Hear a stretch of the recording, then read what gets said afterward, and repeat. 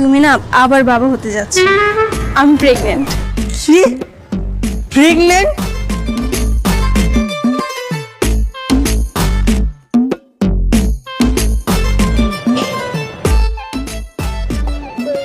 এই ওরে ধরো, একটারে গোসল করতে তো 12টা বাজে ফেলাইতেছো, আর ওরে গোসল করতে গেলে তো তোমার সারাদিন চলে যাবে।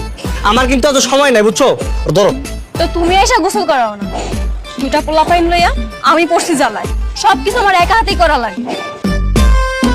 আমি তোমার কাছে বসে করবো, আমি বাবার কাছে বসে করবো। এই ছটা কথা শোনো, চুপ একদম গোসল কর, চুপ থাক। আরে তুমি ওর সাথে এমনি কথা বলতেছো কেন? ও বাচ্চা পোলাপান, ও কি কিছু বুঝে নাকি? আর ও কি শখ নাই বাপের হাতে গোসল করার? আরে আমার সকালাতে তো সকালাতে আমার নাই, বুঝো নাই? আমার যাইতে হবে, আমার ইমার্জেন্সি কাজ আছে, আমার বন্ধুরা দাঁড়ায় আছে। ধরো ধরো।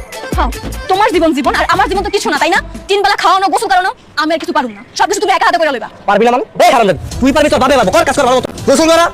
আয় থাম, বিয়ার সময় মনে আসিল না দুইটা ছোট ছোট বাচ্চা পড়ায় যায়, বিয়া করলি শত না করার পরেও। আচ্ছা করলি ভালো কথা, বছর না ঘুরতে একটা বাচ্চা নিলি, সেও নয় মানলাম না, দুইটা বাচ্চা নিলি। জানি না সামনে আরো কত বাচ্চা নিবি তোরা। বাবা তুমি এত কথা বলো না তো, এই বয়সে যে দুইটা নাতি নাতিন দেখতে পাচ্ছ, এটা তো তোমার সৌভাগ্য। ওরে বাপ রে, আমার জন্য তার কত চিন্তা। আরে কি হইছে, তোরা এত চিল্লাচিল্লি করতেছিস কেন? হ্যাঁ দে ওরে আমার কাছে দে। আর তুই কই যাবি? যা। বাবা আমিও তোমার সাথে যাবো। এই শয়তানের বাচ্চা, একদম চিল্লাচিল্লি করবা, চুপচাপ গোসল কর। সারাদিন ছিল বাবা বাবা বাবা। আহা বাবু ভাই,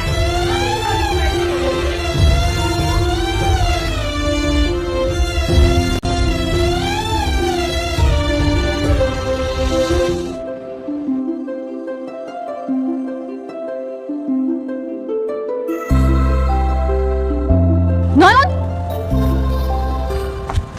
তুমি এটা কি করতেছো?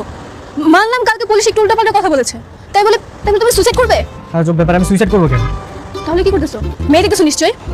কি? আরে ছাদে থেকে আমি মেয়ে দেখতে যাবো কেন? দেখো আমি আমার বাচ্চাদেরকে দেখতেছিলাম, ওই দাঁড়ানোর সাথে খেলতেছিল তাই।